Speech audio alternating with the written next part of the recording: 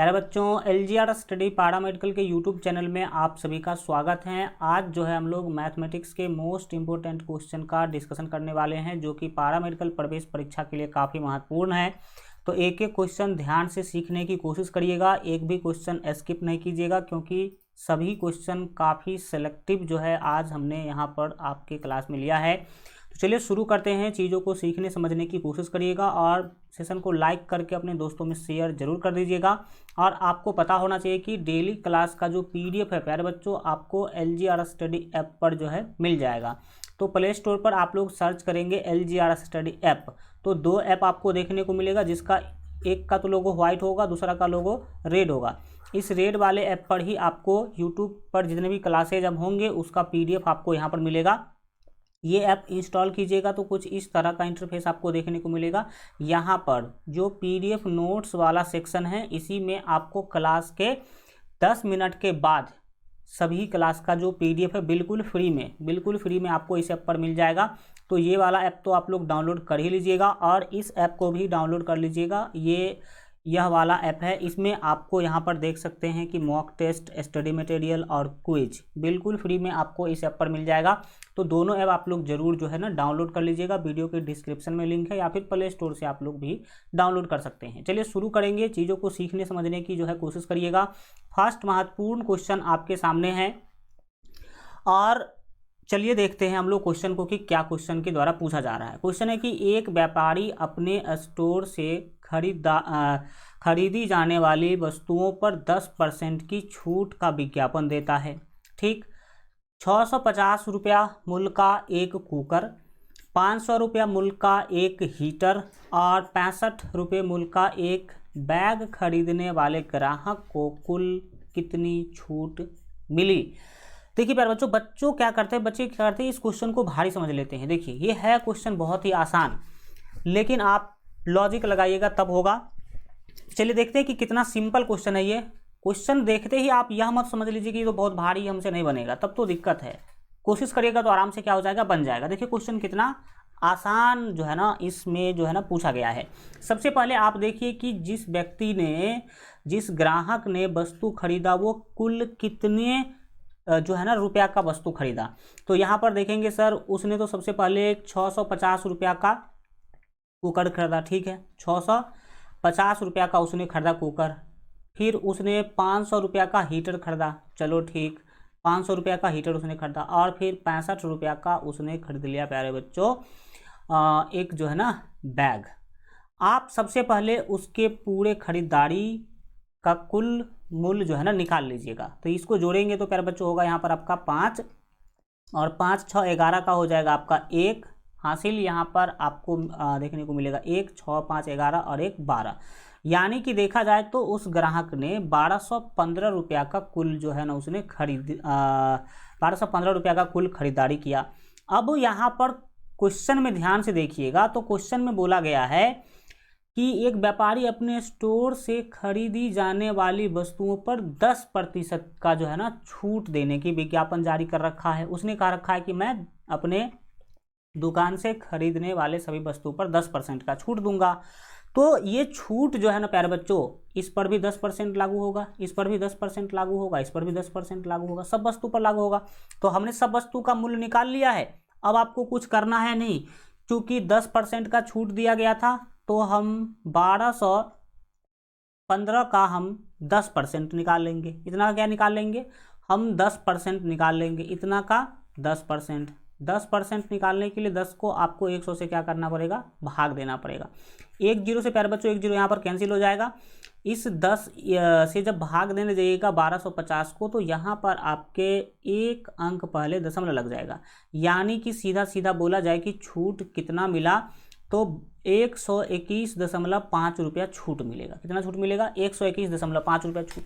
यही आपका आंसर है, बाकी आपको ज़्यादा बुआने की ज़रूरत नहीं है। इतना का 10% ही तो आपका आंसर होगा। तो 121.5 किस ऑप्शन में आपको दिखाई दे रहा है सर? ऑप्शन यहाँ पर अगर देखा जाए तो आपका डी ऑप्शन बिल्कुल क्या होगा, सही होगा। 5 और 50 की जहाँ तक बात है ना, इसके बाद 0 का कोई वैल्यू नहीं होता, आप सभी जानते हैं। और आप चाहे तो यहाँ पर लगा भी सकते हैं, भाग दीजिएगा तो ये मैटर आपको समझ में आ जाएगा। तो इस तरह से सिंपली जो है ना कम सॉल्यूशन करके आप आंसर क्या कर सकते हैं, निकाल सकते हैं। अगला क्वेश्चन आपके सामने है प्यारे बच्चों। क्वेश्चन है कि एक आयताकार टीन शीट 12 सेमी जो है ना लंबी और 5 सेमी चौड़ी है। पहले इतना को समझिए कि आखिर इतना में इस क्वेश्चन में क्या बोला गया। तो बोला गया कि एक आयत के आकार का टीन का शीट है, टीना का शीट है मान लीजिए, ये मान लीजिए कुछ ऐसा शीट है, ठीक है, आयत के आकार का।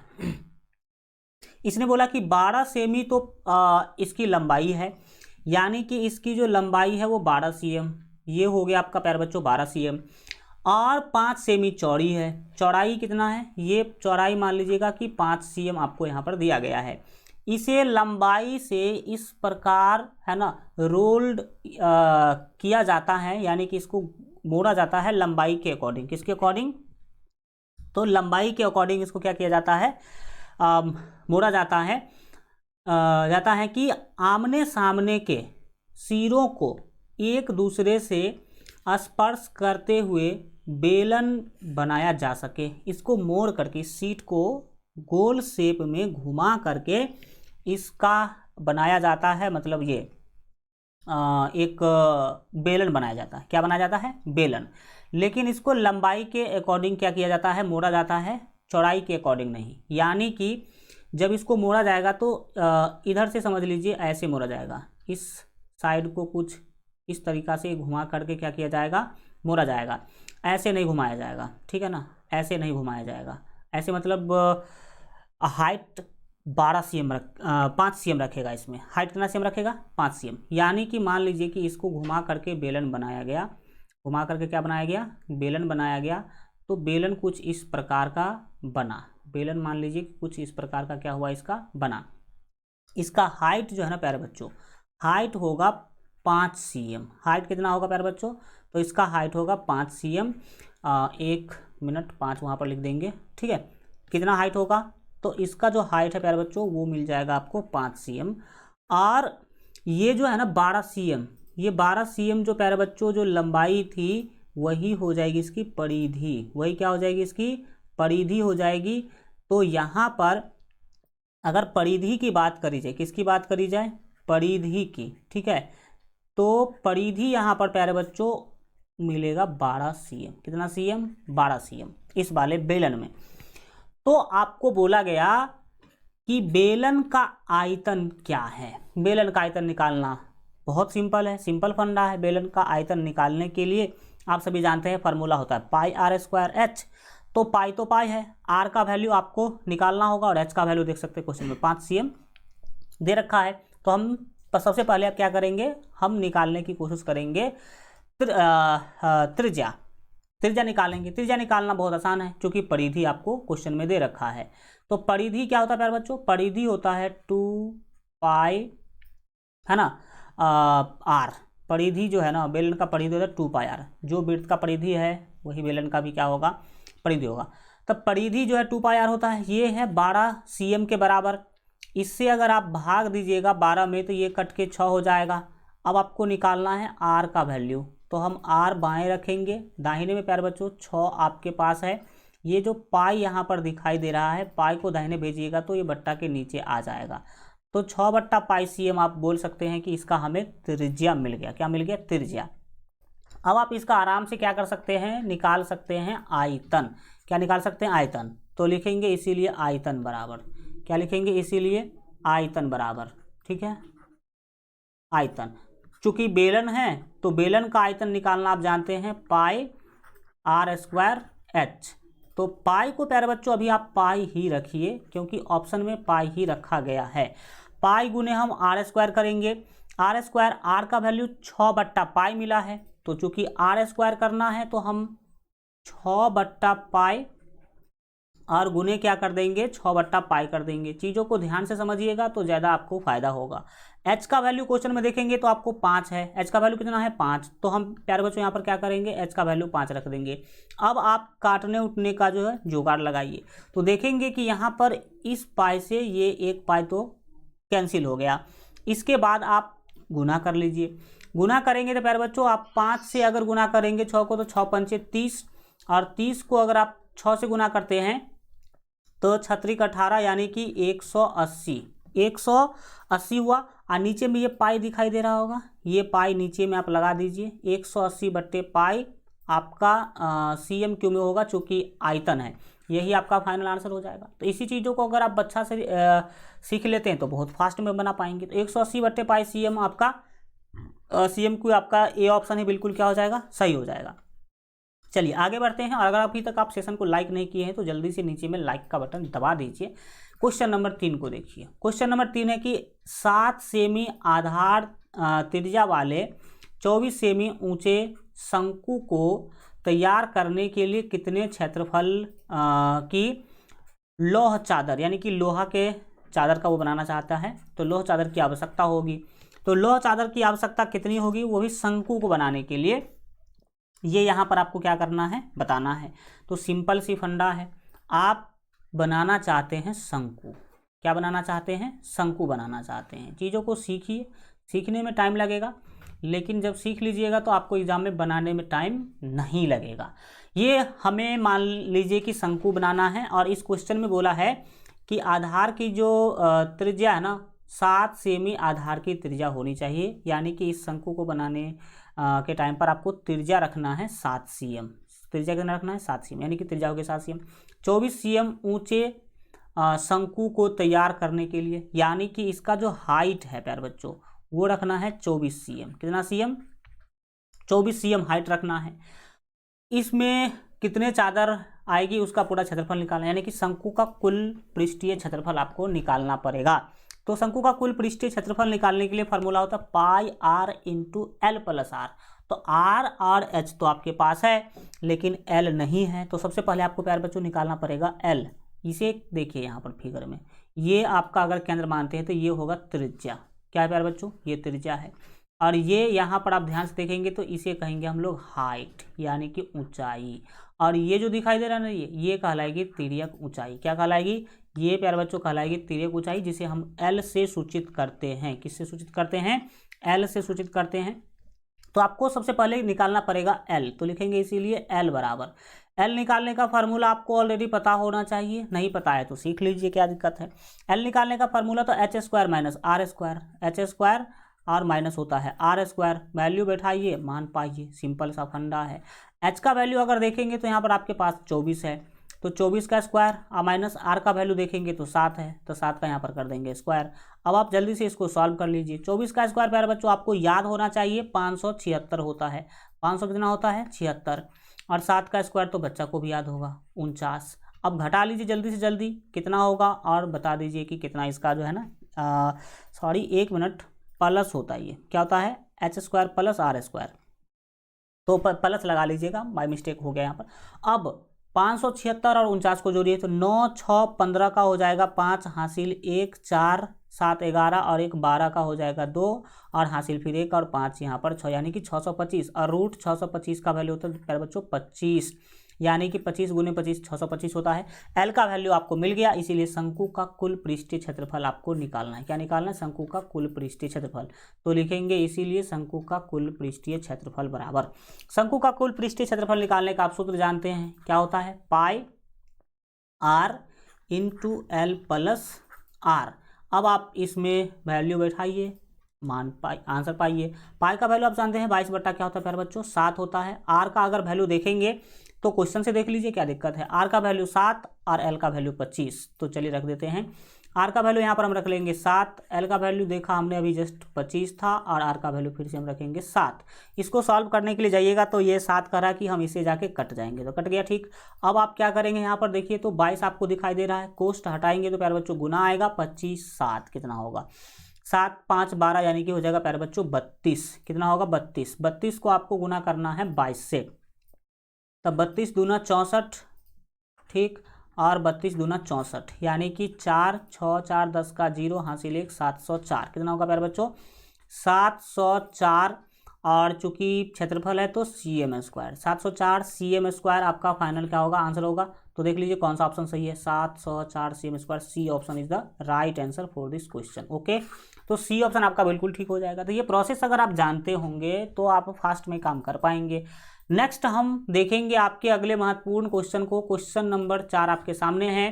पी एक कार्य को 9 दिन में कर सकता है। ठीक समझिएगा, वर्क से रिलेटेड जो है ना, वर्क एंड टाइम से रिलेटेड क्वेश्चन है। क्या बोला कि पी एक कार्य को 9 दिन में कर सकता है, क्यू पी से 50% अधिक सक्षम है। यानी कि क्यू में पी से 50% ज़्यादा क्षमता है। अगर क्यू एक काम कर सकता है, क्यू अगर एक काम कर सकता है तो पी अगर एक काम कर सकता है जितना टाइम में, उतना टाइम में क्यू उससे 50% ज़्यादा काम कर सकता है। यानी कि 1.5 काम जो है ना कर सकता है, क्योंकि उसका क्षमता 50% ज़्यादा है। क्यू को उसी कार्य को करने में कितने दिन लगेंगे? सिंपल सी बात है।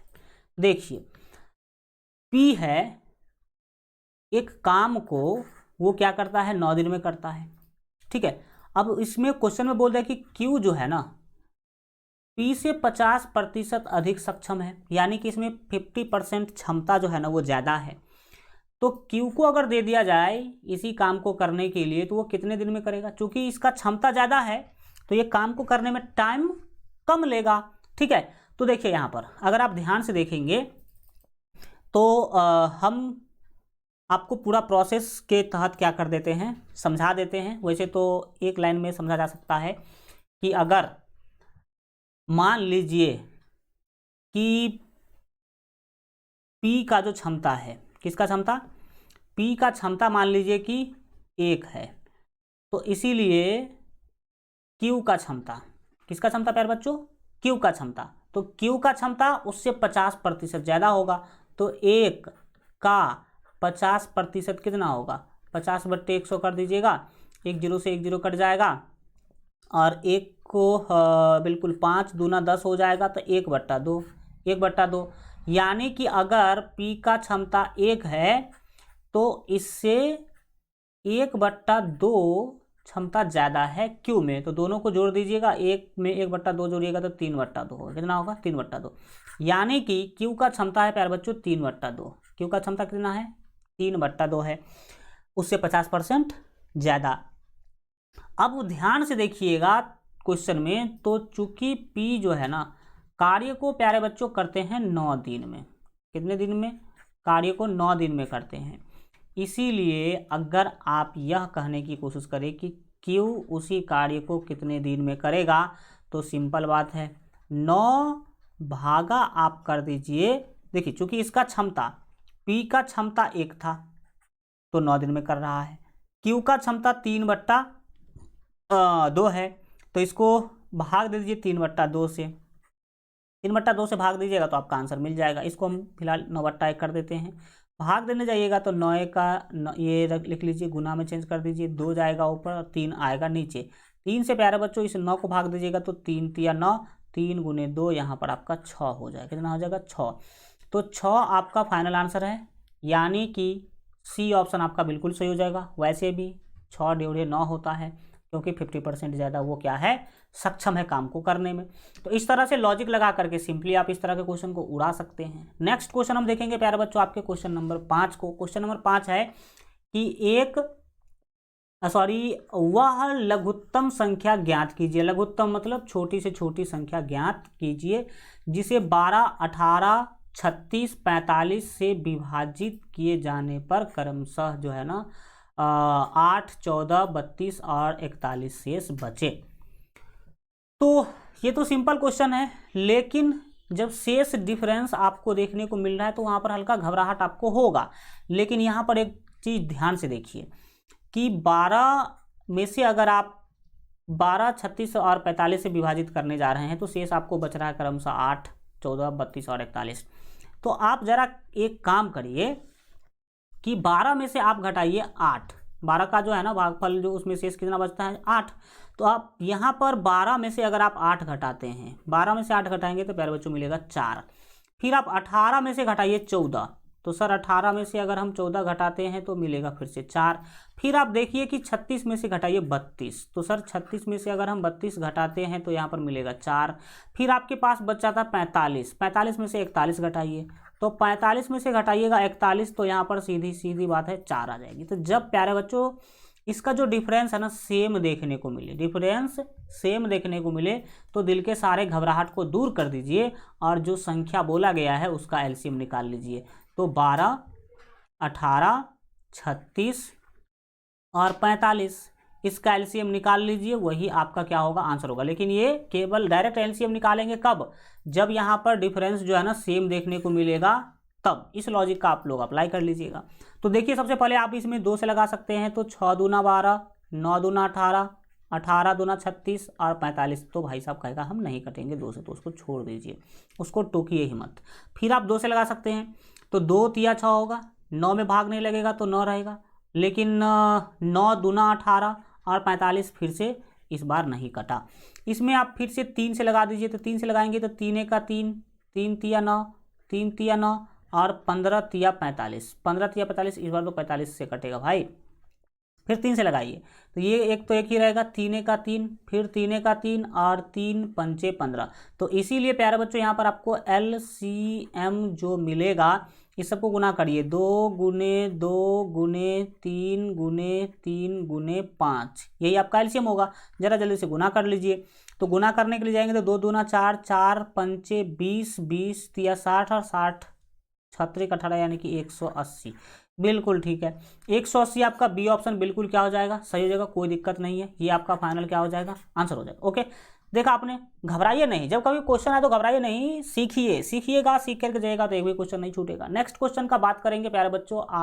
यहाँ पर 6 नंबर क्वेश्चन है कि आयु में 8 वर्ष का अंतर होने पर 2 भाइयों की आयु का योगफल 10 वर्ष के बाद 2 गुना हो जाएगा।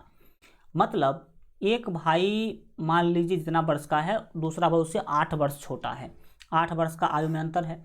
अगर हम 10 वर्ष के बाद उस दोनों भाई के उम्र को अगर हम क्या करते हैं, उन दोनों भाई के उम्र को देखते हैं, उसका योगफल जो है देखते हैं, तो उसमें बात जो है ना 2 गुना वो डिफरेंस देखने को मिलता है। तो छोटे भाई और बड़े भाई की आयु का अनुपात क्या होगा, यह आपको यहाँ पर ज्ञात करने के लिए बोला जा रहा है। तो देखिए सिंपल सा फंडा मैं आपको बता रहा हूँ। सबसे पहले आप यहाँ पर देखिए कि दोनों का जो है ना आयु, छोटे भाई और बड़े भाई की आयु का अनुपात निकालने के लिए बोला जा रहा है। तो आयु मान लीजिए, पहले लिखेंगे, माना कि एक भाई का जो वर्तमान आयु है x है, लिखेंगे माना कि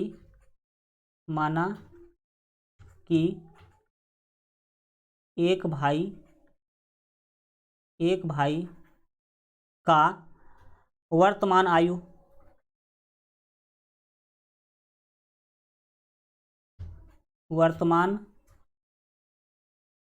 आयु बराबर मान लीजिए x वर्ष। कितना वर्ष, x वर्ष।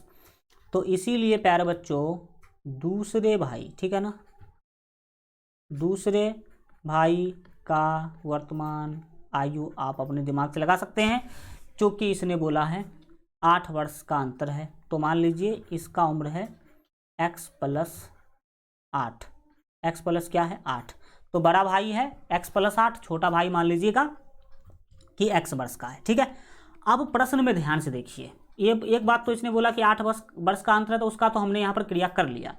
अब आगे बोला कि 8 वर्ष का अंतर होने पर 2 भाइयों की आयु का योगफल, 2 भाइयों की आयु का योगफल आज नहीं 10 वर्ष के बाद 2 गुना हो जाएगी। 10 वर्ष के बाद कितना गुना हो जाएगी प्यारे बच्चों, 2 गुना हो जाएगी। अब 2 गुना हो जाएगी, तो इस स्थिति में आपको छोटे भाई और बड़े भाई का उम्र निकालना है।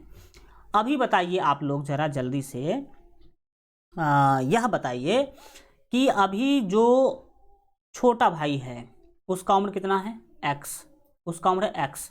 10 वर्ष के बाद उसका उम्र कितना हो जाएगा, उसमें 10 बढ़ जाएगा। तो आप लिखेंगे सीधा प्रश्न से, क्या लिखेंगे, प्रश्न से।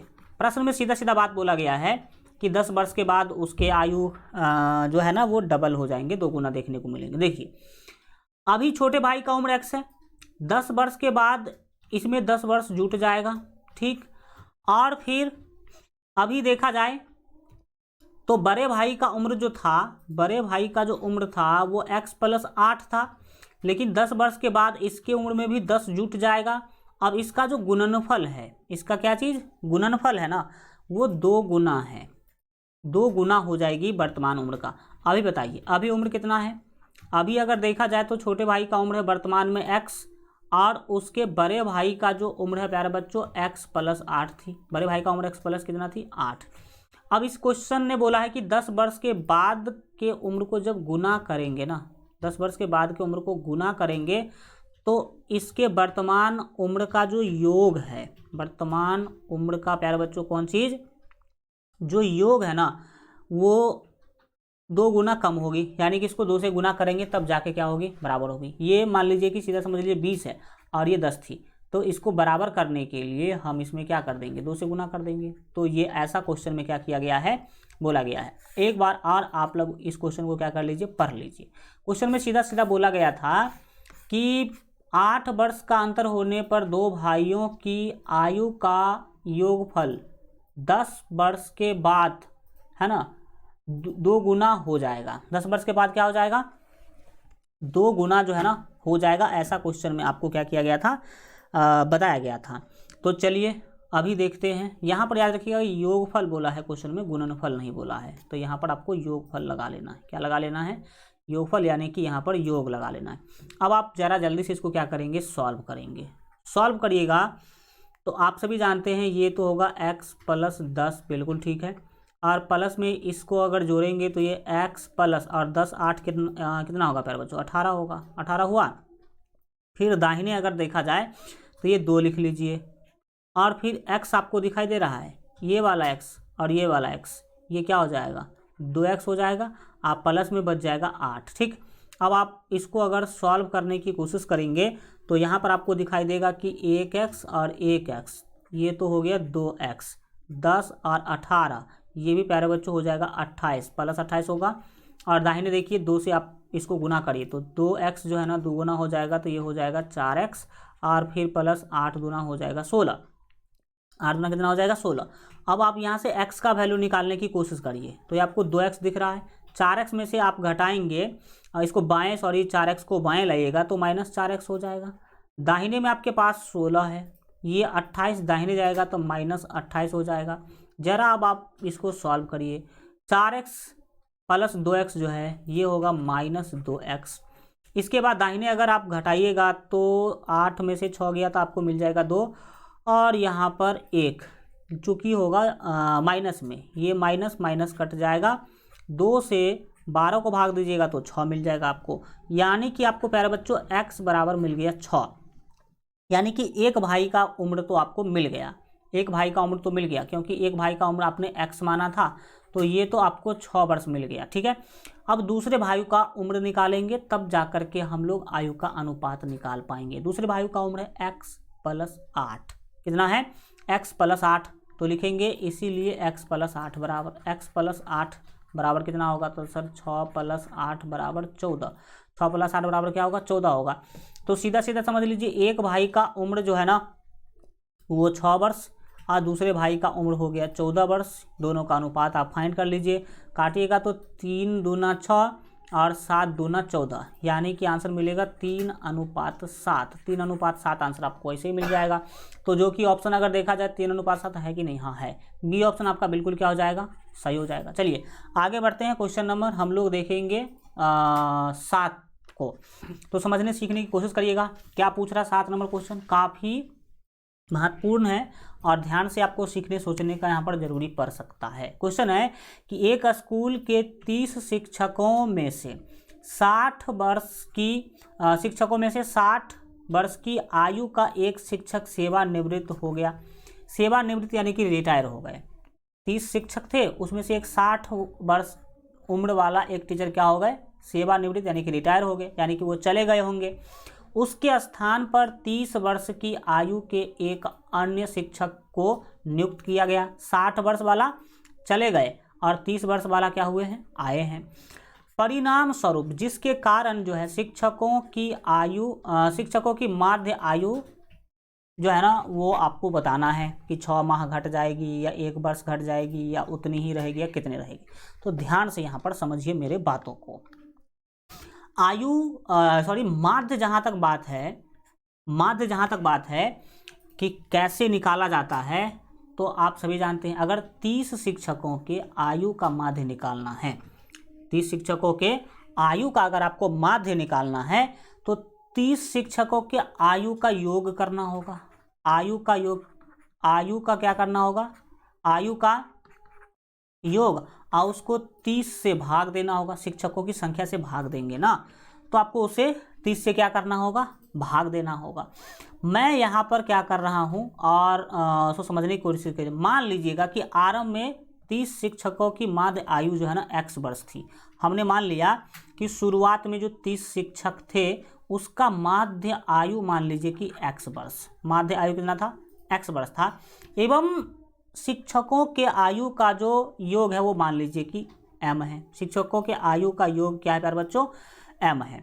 शिक्षकों के आयु का योग हमने मान लिया m है, यानी कि 30 शिक्षक के उम्र का जो योग है वो m, और माध्य जो था प्यारे बच्चों क्या चीज़, माध्य मान लीजिए कि x है। माध्य कितना है, x था।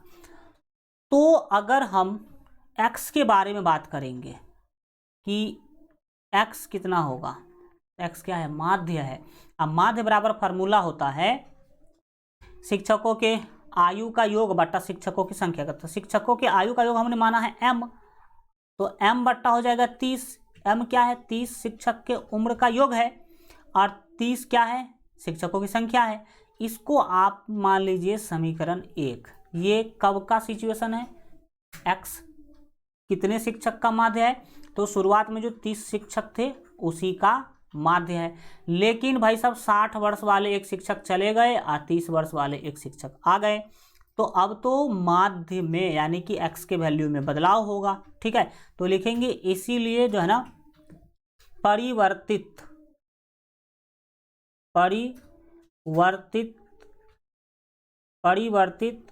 माध्य यानी कि x का वैल्यू। तो परिवर्तित माध्य कितना होगा, देखिए सबसे पहले बदलाव कहाँ पर होगी। पहले 30 शिक्षक के उम्र का योग m था, लेकिन उसमें से 60 वर्ष वाला एक शिक्षक चला जाता है, लेकिन आ जाता है कितना, 30 वर्ष वाला एक शिक्षक आ भी जाते हैं, और कुल शिक्षक थे 30। संख्या में परिवर्तन नहीं हुआ लेकिन उम्र में परिवर्तन हो गया। तो यहाँ पर अगर हम देखने की कोशिश करेंगे तो x का वैल्यू क्या मिल रहा है, सीधी बात है m तो m ही रहेगा। -8 था और +30, ये जो है ना प्यारे बच्चों हो जाएगा माइनस यहाँ पर 30, और बट्टे में आएगा आपका 30, बट्टे में क्या आएगा 30। इसको अगर आप सॉल्व करने की कोशिश करिएगा तो आपको क्या मिलेगा, x बराबर अगर आप सॉल्व करिएगा, यहाँ पर मैं आपको देखिए 30 दोनों के नीचे है, m के नीचे भी 30 है, और -30 जो आपको दिखाई दे रहा है उसके नीचे भी 30 है, दोनों जगह 30 है ना। तो यहाँ पर 30 से 30 कट जाएगा तो बचेगा, मिलेगा आपको 1। तो इस चीज़ों को हम m/30 और -1 लिख सकते हैं। तो ये जो चीज़ें हैं हम इसको m/30 -1 क्या कर सकते हैं, लिख सकते हैं। इसका नाम दे दीजिए समीकरण 2। अब आपको बोला गया कि जो माध्य वैल्यू है उसमें कितना बढ़ोतरी होगी या कितना घटेगी। तो आप ध्यान से देखिए समीकरण 1 को, किसको, समीकरण 1 में आप देखेंगे कि x का जो वैल्यू है वो m/30 है, और समीकरण 2 में देखिए x का वैल्यू उससे 1 कम है। x का वैल्यू उससे 1 क्या है प्यारे बच्चों, कम है, -1 है ना। माध्य जो है यहाँ पर माध्य है m/30, और यहाँ पर माध्य है m/30 -1, यानी कि एक जो है ना माध्य में 1 घट रही है और 1 है वहाँ पे वर्ष, तो 1 वर्ष घट जाएगी। अगर ऐसा सिचुएशन होगा तो 1 वर्ष क्या हो जाएगी प्यारे बच्चों, घट जाएगी, ये आप याद रखेंगे। चलिए हम बढ़ेंगे आगे और क्वेश्चन नंबर 8 के बारे में बात करेंगे। गीता से 3.45 kg है ना, kg नहीं किलोमीटर है, किलोमीटर की दूरी पर एक बंदूक से जो है गोली चलाई जाती है। गीता से, ठीक है, इतना से ठीक है, किलोमीटर की दूरी चलाई जाती है। वह 4 सेकंड बाद आवाज़ सुनती है। गोली चलने के 4 सेकंड के बाद आवाज़ सुनती है। आवाज़ की यात्रा करने की गति क्या है? आपको आवाज़ के यात्रा करने की क्या करी गई है, पूछी गई है, गति। तो सिंपल फंडा है, ये क्वेश्चन तो बहुत ही सिंपल है। यहाँ पर जो दिया गया है चीज़ें पहले उसको समझ लीजिए। क्या क्या दिया गया है सर? यहाँ पर दिया गया है ना, अगर क्या गिवन है तो आपको दिया गया है दूरी। क्या दिया गया? आपको एक चीज़ दिया गया है, दूरी। दूरी कितना दिया गया है? दूरी यानी कि डिस्टेंस दिया गया है 1.35 किलोमीटर, है ना। 1.35 किलोमीटर दिया गया है। क्योंकि हम आंसर में देख रहे हैं सब में मीटर प्रति सेकंड, मीटर प्रति सेकंड, मीटर प्रति सेकंड है, मीटर प्रति सेकंड है, तो हमको किलोमीटर को मीटर में बदलना होगा। किलोमीटर को प्यारे बच्चों मीटर में बदलने के लिए आपको 1000 से गुना करना पड़ेगा। तो 1.35 किलोमीटर को अगर आप 1000 से गुना करते हैं तो ये बन जाएगा मीटर, क्योंकि 1 किलोमीटर में 1000 मीटर होती है। तो इसको 1000 से क्या कर दीजिए आप लोग, गुना कर दीजिए, तो ये मीटर में बदल जाएगी। अगर इसका वैल्यू देखा जाए तो इसका जो वैल्यू है कितना होना चाहिए, 2 से तो ये कैंसिल ही हो पाएगा, और इसके बाद 10 से गुना करेंगे तो 1300, सीधा समझ लीजिए 40, 1340 नहीं 50। एक मिनट, ये 5 है कि भाई साहब कितना है? 4 है भाई, 35 नहीं था, ये 4 है। क्वेश्चन में ध्यान से देख लीजिए, तो ये 4 है। कितना है? 4 है।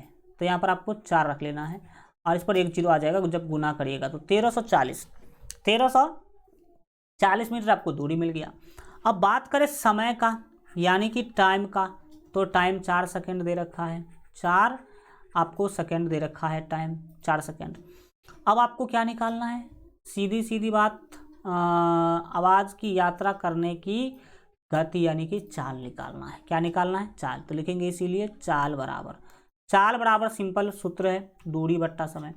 चाल बराबर दूरी बट्टा समय, तो दूरी है आपका 1340 मीटर एंड समय लगा है 4 सेकंड। तो ये तो हो गया लल्लन टॉप प्रश्न। अब आप 4 से ऊपर भाग दे दीजिए। 4 से भाग देने के लिए जाइएगा तो क्या होगा, देखिए 4 से 4 तिया 12, 4 तिया 12 कटेगा, 13 में से 12 जाएगा, 1 पर 4 आएगा 14, फिर 4 तिया आप क्या कर देंगे प्यारे बच्चों, 12 कर देंगे, और फिर यहाँ पर बचेगा 2, 2 पर 0 आएगा तो 20, और 4 पंचे 20, यानी कि आपका जो फाइनल आंसर है 335, और 1 मिनट 335 यहाँ पर लिख देते हैं, 335 मीटर प्रति सेकंड। मीटर प्रति सेकंड आपका फाइनल आंसर हो जाएगा, जो कि ऑप्शन अगर देखा जाए तो ए में ही दिख रहा है। तो ए ऑप्शन आपका बिल्कुल 100% यहाँ पर क्या हो जाएगा, सही हो जाएगा।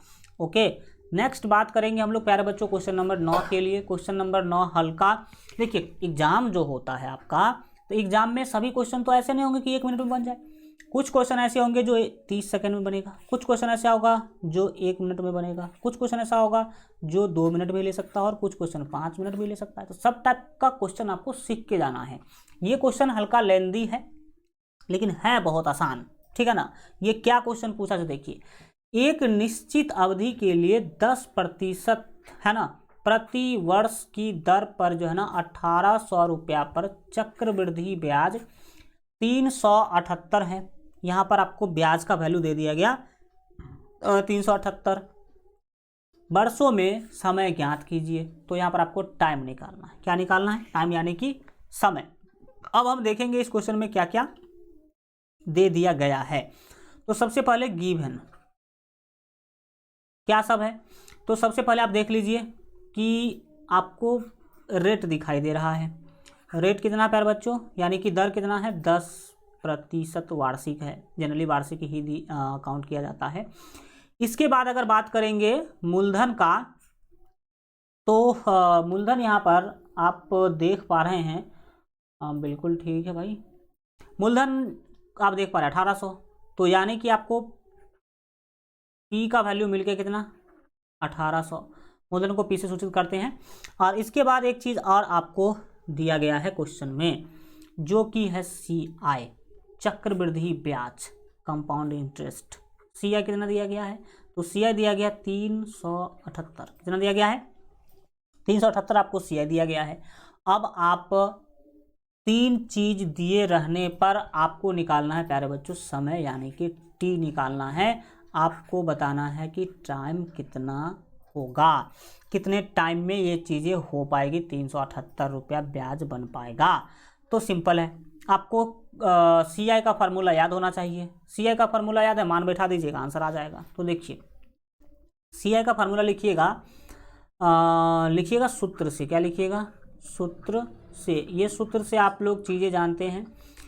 सूत्र से आप जानते हैं कि सी आई का जो फार्मूला है क्या होता है, सी आई बराबर होता है पी इंटू 1 प्लस आर बट्टे 100, 1 प्लस आर बट्टे 100 का पावर टी। 100 का पावर क्या होता है? टी और -1। टी माइनस क्या होता है प्यारे बच्चों? 1। ये फार्मूला है। अब इस फार्मूला में जिस जिस चीज़ का वैल्यू आपको पता है रखिए। सबसे पहले तो आपको सी आई का ही वैल्यू पता है। सी आई देखेंगे ध्यान से तो आपको पता चलेगा 378, पी का वैल्यू 1800 और आर का वैल्यू 10। चलिए सभी वैल्यू को रखिए। तो सर सी आई का वैल्यू कितना था? 378 था। 378 बराबर पी का वैल्यू, ये जो पी दिखाई दे रहा है 1800 था सर, तो 1800 लिख लेंगे। फिर नेक्स्ट आप 1 तो 1 ही लिखेंगे, माइनस आर, रेट का जो वैल्यू है वो 10% था, तो हम यहाँ पर लिख लेंगे 10, और बट्टे में 100% को ही कैंसिल करने के लिए यहाँ पर 100 लगाया जाता है। अब पावर में टी तो हम लगाएंगे ही, क्योंकि टी का वैल्यू मेरे पास है नहीं, वही तो हम लिखना चाहते हैं, मतलब वही तो निकालना चाहते हैं। अब क्या करेंगे ज़रा वो समझने की आप कोशिश करिएगा। हम क्या करना चाहते हैं? टी का वैल्यू निकालना चाहते हैं। इसके लिए क्या क्या करना होगा समझिए। आपके पास बाएं साइड में 378 है। हाँ सर, 378 तो है, तो हमने लिख लिया 378। अब ध्यान से देखिएगा तो ये 1800 जो है ना गुना के रूप में है, यहाँ पर कुछ भी नहीं, तो क्या है? गुना के रूप में। तो 1800 को अगर बाएं लाइएगा तो ये भाग के रूप में आएगा, यानी कि बट्टा के नीचे लिख सकते हैं इसको। अब आप एक चीज़ और ध्यान से देखिए कि अगर ये बाएं ले आया आपने, तो इस चीज़ों को छोड़कर ये एक किस में है? माइनस में है। -1 दिख रहा है, -1 को दाहिने बाएं कीजिएगा, तो -1 जब बाएं लेके आएंगे तो प्यारे बच्चों ये हो जाएगा +1, +1 हो जाएगा। हम 1/1 कर देते हैं। अब ध्यान दीजिए दाहिने, कि दाहिने बच क्या रहा है। सर दाहिने अब कुछ बच ही नहीं रहा है, बहुत कम चीज़ बच रहा है। क्या कम चीज़ बच रहा है? सो देखिए यहाँ पर 1 0 से 1 0 कटेगा, 1 0 से 1 0 तो सर कट जाएगा, बिल्कुल ठीक है। 1 में से 1/10 आपको घटाना है। 1 में से क्या करना है? 1/10 घटाना है। तो 1 में से 1/10 जब आप घटाने के लिए जाइएगा तो सिंपल फंडा है, यहाँ पर आप लगा दीजिए प्यारे बच्चों 1। क्या लगा दीजिए? 1 लगा दीजिएगा, तो 1 और 10 का एलसीएम हो जाएगा 10। 1 से 10 में भाग दिया 10, 10 को 1 से गुना कीजिएगा तो यहाँ पर प्यारे बच्चों आएगा 10, 10 माइनस 10 एका 10 और 1 एका 1। तो यहाँ पर कुछ इस तरह का चीज़ जो है ना बनेगा, ठीक।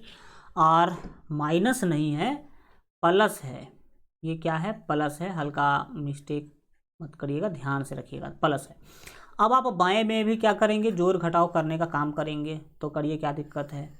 1800 और 1 का एलसीएम प्यारे बच्चों होगा 1800। कितना होगा? 1800। 1800 से 1800 में अगर आप भाग दीजिएगा तो मिलेगा आपको 1 से 378 को गुना कीजिएगा तो ये हो जाएगा 378, और प्लस 1 से 1800 में भाग दीजिएगा तो 1800, और 1800 को फिर इस 1 से गुना कीजिएगा तो ये 1800 ही होगा। ये तो सिंपल बट्टा का जोड़ आपको आना ही चाहिए पहले से ही। इधर अगर देखा जाए 1 और प्लस 10 हो जाएगा 11। 11 बट्टा कितना होगा? 10 होगा। इसका पावर हम लगा रखे हैं टी। अब आप एक स्टेप और आगे सॉल्व करेंगे तो चीज़ें आपको समझ में आ जाएगी। 378 और 1800 को जोड़िए तो 3 18 3 2178 हो जाएगा। कितना हो जाएगा?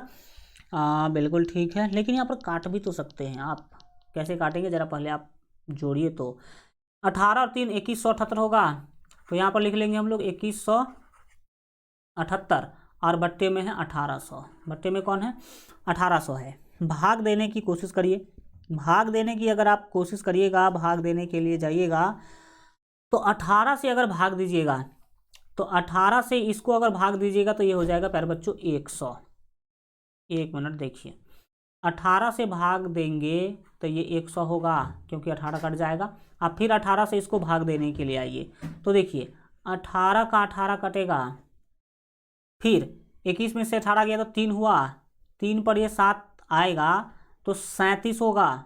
37, तो 18 दूना क्या लगा सकते हैं 36, 18 दूना क्या लगा सकते हैं 36, तो 37 में से 36 गया एक पर 8 आया तो फिर से 18, और फिर 18 से भाग देंगे 18 को तो हो जाएगा एक, सीधा समझ लीजिए 2178 को 18 से आपने भाग दिया है तो 121 आया है।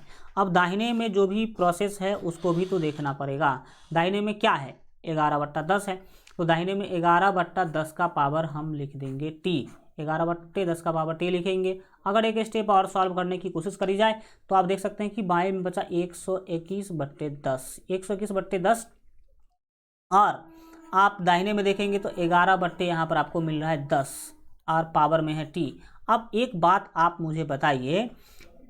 मुझे बताइए कि 121 किसका स्क्वायर है, तो सर 11 का स्क्वायर है। ये 100 था ना भाई, 100 किसका स्क्वायर है, तो बोलेंगे सर 10 का स्क्वायर है। तो क्या मैं 11/10 का स्क्वायर इसे लिख सकता हूँ, बोलेंगे सर लिख सकते हैं। 11/10 यहाँ इसका पावर है प्यारे बच्चों टी, तो अब आपका टी का वैल्यू आराम से मिल जाएगा। आप बोलेंगे कि सर एक बात हम जानते हैं कि जब बेस सेम होता है तो पावर भी सेम होता है। अगर बेस बराबर हो तो पावर भी क्या होगा, बराबर होगा। बेस बराबर हो तो पावर भी बराबर होगा, इसीलिए टी का डायरेक्ट वैल्यू क्या होगा 2 होगा। टी का वैल्यू क्या होगा 2, इसीलिए टी बराबर 2, टी बराबर 2 आपका फाइनल आंसर होगा। यानी कि 2 वर्ष का टाइम लगेगा। 2 है कि नहीं, 2 है। यहाँ पे डी ऑप्शन हमें आपको दिखाई दे रहा है, तो आपका डी ऑप्शन बिल्कुल ठीक हो जाएगा। लास्ट क्वेश्चन आज का हम लोग देखेंगे, 1 मिनट भाई उछलो मत। 10 नंबर क्वेश्चन देख लीजिए कितना कॉम्प्लेक्स और ये लॉजिकल क्वेश्चन है, इसमें सॉल्यूशन बहुत ही कम होगा। ये लॉजिकल क्वेश्चन समझने की यहाँ पर कोशिश करिएगा और देखिएगा कि कैसे आप इस क्वेश्चन को बना पाएंगे। यहाँ पर आपको x² के ऊपर √n लगा हुआ है और फिर इसके ऊपर n/2 लगा हुआ है और फिर इसके ऊपर पावर 2 लगा हुआ है। इसका वैल्यू आप कैसे निकालेंगे, ज़रा आप मेरे बातों को ध्यान से समझने की कोशिश करिएगा। सबसे पहले आप देख सकते हैं कि क्या लगा हुआ है, आप देख सकते हैं कि यहाँ पर है आपको x का पावर 2 दिया गया है। x का पावर क्या दिया गया है 2। अब आपको पता होगा कि अगर किसी भी संख्या पे स्क्वायर रूट लगा होता है और उस पर से अगर रूट हटाते हैं तो उसका पावर हो जाता है 1/2। कितना होता है 1/2। अगर किसी भी संख्या पर प्यारे बच्चों क्यूब रूट लगा होता है, किसी भी संख्या पर क्या लगा होता है क्यूब रूट, और अगर उसमें से क्यूब रूट हटाते हैं तो उसके पावर में आता है 1/3। तो यहाँ पर स्क्वायर रूट रहेगा तो 1/2, क्यूब रूट रहेगा तो 1/3। लेकिन प्यारे बच्चों x² के ऊपर तो यहाँ पर nth रूट लगा हुआ है। कौन सा रूट लगा हुआ है, यहाँ पर ध्यान से देखिएगा तो n आपको दिखाई देगा, ये वाला n। तो जब ये n भाई साहब n, क्या n, तो n हटाइएगा, nth रूट हटाइएगा तो जो भी चीज़ें हैं उसके पावर में लग जाएगा 1/n। पावर में क्या लगेगा 1/n। तो यहाँ पर हम इसके पावर में लगा देते हैं 1/n। फिर यहाँ पर आप देख सकते हैं कि n/2 है, तो पावर पर पावर आ रहा है, तो पावर पर पावर जब होता है तो गुना कर देते हैं पावर का। तो यहाँ पर हम n/2 का क्या करेंगे, गुना करेंगे। फिर इसका पावर है प्यारे बच्चों 2, तो इसमें 2 को भी क्या कर देना पड़ेगा। तो आपको बिल्कुल ठीक है, 2 भी आपको गुना कर देना होगा। क्या कर देना, गुना, क्योंकि पावर पे पावर होता है तो पावर का हो जाता है गुना। तो ज़रा आप जल्दी से देख लीजिए, काट खोट कर लीजिए। सर ये जो 2 हमें दिखाई दे रहा है ना, इस 2 से ये 2 काट सकते हैं हम, बिल्कुल ठीक, काट लीजिए, कोई दिक्कत नहीं। ये n है ना, इस n से इस n को काट सकते हैं, तो बचा कुछ नहीं, केवल x का पावर 2 बचा। x का पावर क्या बचा 2, तो x का पावर 2 आपका फाइनल आंसर हो जाएगा। देखिए लॉजिक, और इस तरह से आपका सी ऑप्शन बिल्कुल क्या हो जाएगा, सही हो जाएगा। इसी तरह अगर आप लोग जो है सभी सब्जेक्ट का फुल सिलेबस का तैयारी करना चाहते हैं तो आप लोग जो है ना सफलता बैच जरूर ज्वाइन कर लीजिए। 599 में मात्र यहाँ पर आप लोगों को सभी विषय का बेहतर तैयारी देखने को मिलेगा। सभी विषय का चैप्टर वाइज क्लास आपको थ्योरी और प्रश्न का देखने को मिलेगा। सभी विषय का PDF नोट्स आपको देखने को मिलेगा और आपको मिलेगा प्रीवियस ईयर क्वेश्चन का भी नोट्स और प्रैक्टिस और मॉडल पेपर का भी प्रैक्टिस करवाया जाएगा। और साथ ही साथ आप देखेंगे कि किस किस विषय को पढ़ाएंगे हम लोग, तो आपको पूरे सब्जेक्ट पढ़ाया जाएगा। No coaching no other class, कहीं भी बिना पढ़े आप अच्छा कर सकते हैं।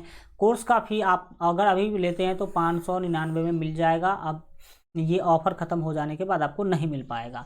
क्लास चलेगी प्यारे बच्चों LGR स्टडी लाइव ऐप पे, तो प्ले स्टोर पर सर्च कीजिएगा LGR स्टडी ऐप, तो ये 2 ऐप सर्च में आपको देखने को मिलेगा। ये वाला ऐप आप डाउनलोड कर लीजिएगा, इसी में आपको क्लास का, ये आज जो अभी क्लास हुआ इसका PDF भी आपको इसी ऐप पर मिलेगा, और जो पेड कोर्स है वो भी इसी ऐप पे मिलेगा। ये वाला ऐप आपको फ्री में बहुत सारे चीज़ उपलब्ध करवाता है, तो इसको भी आप लोग डाउनलोड जरूर कर लीजिएगा। बात करेंगे कि कोर्स ज्वाइन करें कैसे। इसके लिए आपको सबसे पहले इंस्टॉल करना है LGR स्टडी ऐप को, इस लाल लोगो वाले ऐप को। फिर आपको रजिस्टर पर क्लिक करना है। रजिस्टर पर क्लिक करने के बाद आपको यहाँ पर सारा डिटेल भर लेना है, रजिस्टर कर दीजिएगा और फिर अपना क्लास सेलेक्ट कर लीजिएगा पैरामेडिकल। फिर आपके सामने में इस तरह का इंटरफेस आएगा। आप अगर पेड कोर्स ज्वाइन करना चाहते हैं तो यहाँ पर पेड कोर्स पर क्लिक कीजिएगा। अभी जो क्लास हुआ उसका PDF लेना चाहते हैं तो यहाँ पर आप PDF नोट्स पर क्लिक कीजिएगा, तो आपको PDF मिल जाएगी, डाउनलोड कर सकते हैं। और पेड कोर्स पर क्लिक करके आप पेड कोर्स ज्वाइन कर सकते हैं। जैसे ही पेड कोर्स पर क्लिक कीजिएगा तो यहाँ पर बाय नाउ का ऑप्शन आएगा, इसके बाद पे ऑनलाइन का ऑप्शन आएगा, उस पर क्लिक करके आप लोग जो है ना पेमेंट करके आप कोर्स ज्वाइन कर सकते हैं।